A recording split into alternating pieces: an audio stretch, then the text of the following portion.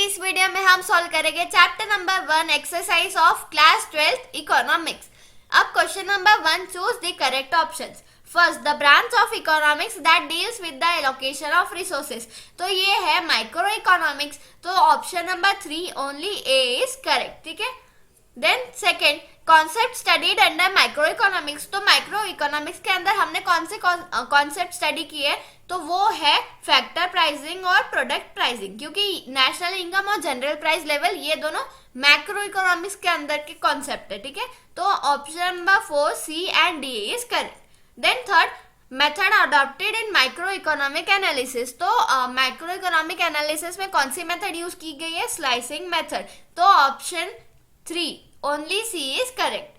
Then fourth, concept studied under macro economics, देखो यहाँ पे मैक्रो इकोनॉमिक्स के अंदर कौन सी कॉन्सेप्ट थी वो पूछा है, तो ये कौन सी है, whole economy, then economic development, aggregate supply, और ये प्रोडक्ट प्राइसिंग जो है वो माइक्रो इकोनॉमिक का था। तो ये छोड़ के बाकी सब ए, बी एंड सी, मतलब option number A is correct. Then question number 2, complete the correlation. First, micro economics slicing method, हमें ना यहाँ पे रिलेशन दिए हुए, देखो माइक्रो इकोनॉमिक्स क्या है, स्लाइसिंग मेथड यूज की है। ठीक है। तो हमें यहाँ पे एक बॉक्स दिया रहता है, हमें वहां पे फिल अप करना होता है। ठीक है। तो यहाँ पे देखो माइक्रो इकोनॉमिक्स, उसकी कौन सी मेथड दी है, स्लाइसिंग मेथड। तो माइक्रो इकोनॉमिक्स यहाँ पे दिया है, तो उसमें कौन सी मेथड यूज की गई थी, लंपिंग मेथड, तो यहाँ पे आएगा lumping method. Then second, micro economics tree, अगर माइक्रो इकोनॉमिक्स ट्री है तो मैक्रो इकोनॉमिक्स क्या है, फॉरेस्ट है, ये हमने चैप्टर में एक डेफिनेशन में पढ़ा था। Then 3, macro economic theory, income and employment. ठीक है। माइक्रो इकोनॉमिक थ्योरी कौन सी, इनकम एंड एम्प्लॉयमेंट, तो माइक्रो इकोनॉमिक्स की थ्योरी कौन सी है, प्राइस थ्योरी। ठीक है।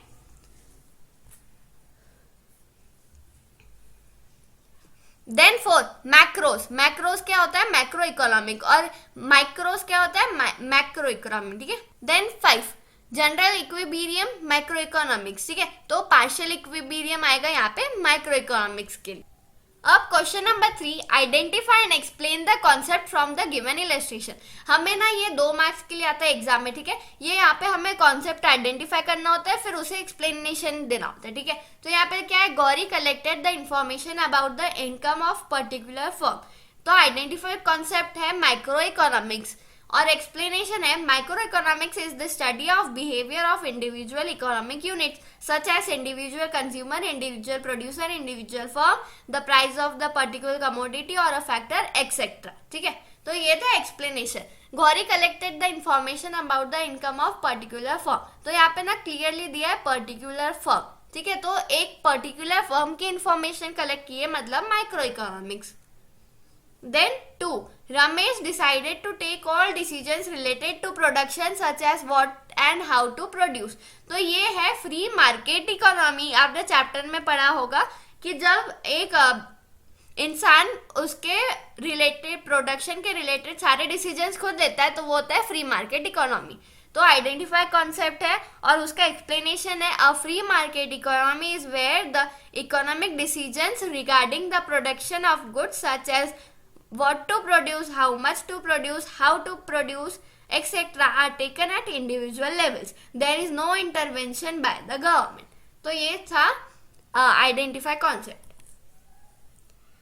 Then third, Shabana paid wages to workers in her factory and interest in her bank loan. तो ये है theory of product pricing, और explanation है the theory of product pricing explains how the rewards are determined for various factors of production like land, labor, capital or enterprise. अब question number 5, state with the reasons whether you agree or disagree with the following statements. First, the scope of micro economics is unlimited, तो आपने chapter में पढ़ा होगा कि micro economics का scope हमेशा limited होता है, तो यहाँ पे अनलिमिटेड रॉन्ग दिया, so answer no, I do not agree with this statement. हमें यहाँ पे रीजंस बताने होते हैं। ठीक है। यहाँ 4 to 5 मार्क्स के लिए आता है एग्जाम में। तो micro economics deals with the small और individual units. Micro economics is the study of particular firm, particular household, individual prices, wages, incomes, individual industries, particular commodities, etc. ठीक है. Microeconomics deals with a small part of national economy. It does not deal with whole economy like national income, aggregate demand, aggregate supply, poverty, inflation, etc. Hence the scope of microeconomics is limited. ठीक है, हमें ये prove करना है कि micro का scope limited है.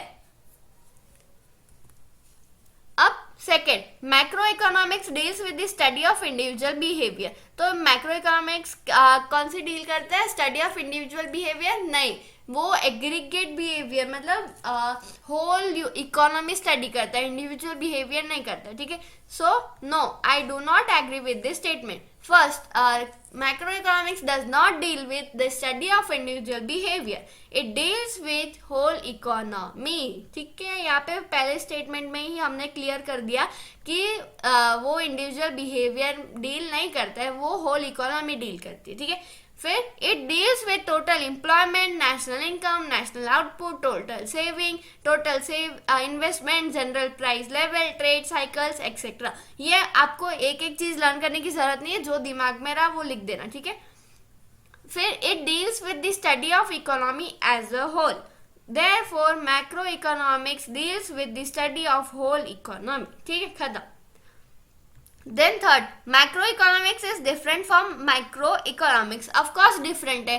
तो yes, I agree with this statement. हमें ये statement पर prove करनी है. ठीक है, तो macroeconomics is the study of particular unit of an economy. ठीक है, फिर on the other hand, macroeconomics is the study of entire economy. तो देखो यहाँ पे difference कितना अच्छे से पता चल रहा है कि मैक्रो इकोनॉमिक्स इकोनॉमी के पर्टिकुलर यूनिट स्टडी करते हैं और मैक्रो इकोनॉमिक्स पूरी एंटायर इकोनॉमी स्टडी करते हैं. ठीक है, then micro economic studies individual demand, individual supply, individual income, price determination of particular product, etcetera. फिर on the other hand macro economic studies aggregate demand, aggregate supply, national income, etcetera. तो ये भी clearly prove करता है कि यहाँ पे सिर्फ इंडिविजुअल है और यहाँ पे एग्रीगेट डिमांड, सप्लाई सब यहाँ पे एग्रीगेट. तो ये रहा डिफरेंस सेकेंड. अब third, macro economics follows partial equilibrium analysis and macro economics follows general equilibrium analysis. आपने ये फीचर्स में पढ़ा होगा. ठीक है, then microeconomics uses slicing method for the study of small unit and macroeconomics uses lumping method for the study of large units. Then therefore macroeconomics is different from microeconomics. तो हमने ये प्रूव कर दिया.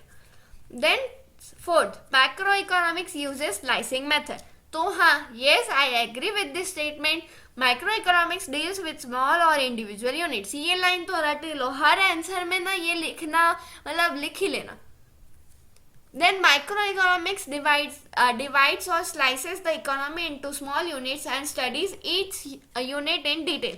Then it is concerned with a microscopic study of these units. Then it is the study of particular firm, particular household, individual prices, wages, incomes, etc. Then hence microeconomics uses slicing method.